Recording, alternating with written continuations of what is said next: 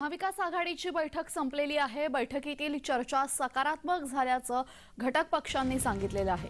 दरम्यान पुढच्या बैठकीला आंबेडकर उपस्थित असतील असा विश्वासही नाना पटोले यांनी व्यक्त केलेला आहे।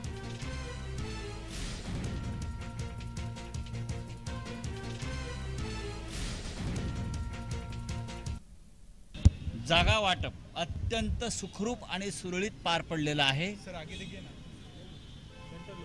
महाविकास आघाड़ी आगे देखी और आगे जाएगी। अत्यंत सुरक्षित अशा तऱ्हेने महाविकास आघाडी काम करते।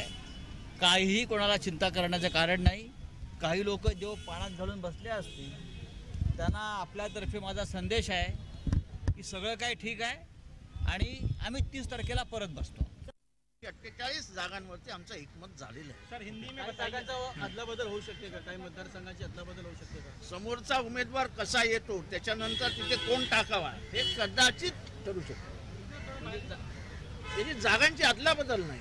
आमचा क्रायटेरिया एकच आहे। यावेळेस पक्ष नंबरवर जात नाही।